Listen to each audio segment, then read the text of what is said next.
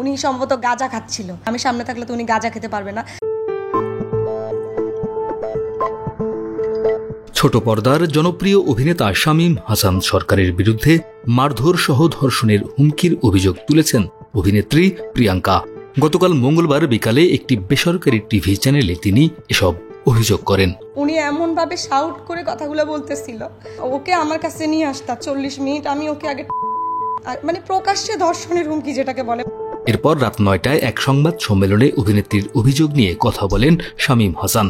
তার দাবি, প্রিয়াঙ্কার সব অভিযোগ মিথ্যা। ভাই, অনেকগুলো মিথ্যা কথা এখানে আসলে আছে। আমি মেয়েটার গায়ে হাত তুলি নাই, মারা তো অসম্ভব, এটা হতেই পারে না। আমি কোনো সেক্সুয়াল হ্যারাসমেন্ট করি নাই। প্রিয়াঙ্কার অভিযোগ, নানা অকথ্য ভাষায় হুমকি দিতেন শামীম। তার গায়েও নাকি হাত তুলতেন এই অভিনেতা।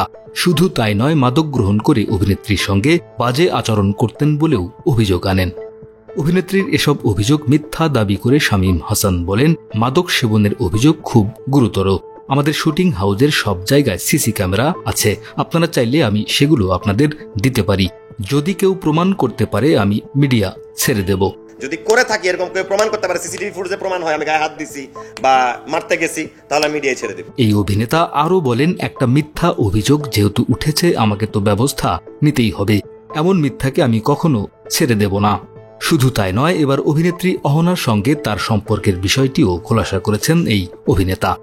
শামীম বলেন, অহনার প্রাক্তন হচ্ছেন মেহেদী হাসান হৃদয়, বরবাদ সিনেমার পরিচালক। তাদের 6 থেকে 7 বছরের সম্পর্ক ছিল।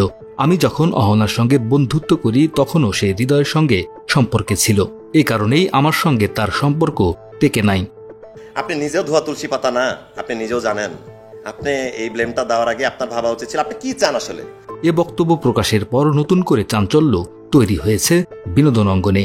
অহনার পক্ষ থেকে এখনও এ বিষয়ে কোনো প্রতিক্রিয়া পাওয়া যায়নি। তবে নেটিজেনরা বিষয়টি নিয়ে সামাজিক যোগাযোগ মাধ্যমে আলোচনা চালিয়ে যাচ্ছেন। ডেস্ক রিপোর্ট, আমাদের সময়।